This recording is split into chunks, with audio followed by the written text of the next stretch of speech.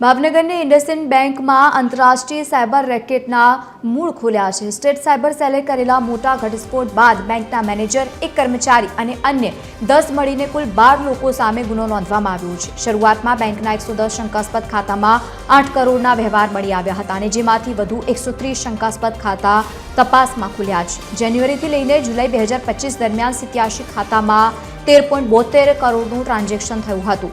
આ રેકેટમાં પાર્થ ઉપાધ્યાય અને પૂર્વ ડીડીએમ અલી શેખની પણ પૂછપરછ કર્યા બાદ આ ખુલાસો થયો છે। સ્થાનિક લોકો કમિશન મેળવીને આ ફ્રોડમાં મદદ કરતા હતા। નાણાંને ક્રિપ્ટોકરન્સી USDTમાં કન્વર્ટ કરીને દુબઈ ખાતેના વોલેટમાં મોકલવામાં આવતા હતા। દેશભરમાં NCCRP પોર્ટલ પર 1447 લોકોએ આ 13 ખાતાઓ સામે ભોગ બન્યા હોવાની ફરિયાદ નોંધાવી છે। સ્ટેટ સાયબર સેલે કરોડોના સાયબર ફ્રોડ કૌભાંડની તપાસ હવે વધુ કરી છે।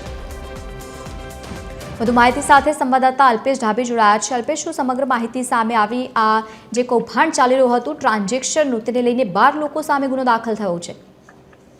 જે લવલીન ચોક્કસ જણાવી વાત કરીએ તો સ્ટેટ સાયબર સેલ દ્વારા ભાવનગરમાં એક જે ખાનગી બેંક છે તેમાં તપાસ હાથ ધરવામાં આવી છે। જે અંગે સ્ટેટ સાયબર સેલ છે તેમને મળેલી માહિતીના આધારે ભાવનગરના બેંક મેનેજર અને એક કર્મી સહિત કુલ 12 લોકો સામે જે ફરિયાદ દાખલ કરી હતી, જે બાદ તેઓની પૂછપરછ કરી તપાસ કરતા ઇન્ડસઇન્ડ બેંક ભાવનગરની શાખાના કુલ 110 એકાઉન્ટ છે જે શંકાસ્પદ જણાતા 8 કરોડ જેટલા રૂપિયાની જે લેતર દેતી થઈ હોય તે અંગે ખુલવા પામ્યું હતું। સમગ્ર બનાવને લઈને હાલ કુલ 110 બેંક ખાતામાંથી 87 ખાતા છે, જેમાંથી 13.72 કરોડનું ટ્રાન્ઝેક્શન થયું હોવાનું ખુલવા પામ્યું હતું। આ સમગ્ર જે મામલો છે તેમાં જે પૈસા છે તે દુબઈ ખાતે મોકલાવતા હોય, જે દુબઈ ખાતે પૈસા મોકલાયા બાદ આ સમગ્ર પૈસા છે તેને ક્રિપ્ટોકરન્સીમાં વપરાતા હોય તે અંગેનો હાલ ખુલાસો થયો હતો। હાલ આ જે રેકેટ છે તેને લઈને સાયબર સેલ દ્વારા આગળની તપાસ છે તે હાથ ધરી છે। હજુ અન્ય લોકોના નામ પણ ખુલવા પામે તેવું પણ બની શકે। જી બિલકુલ, આભાર સમગ્ર માહિતી સાથે જોડાવા બદલ। તો ઘટનાને લઈને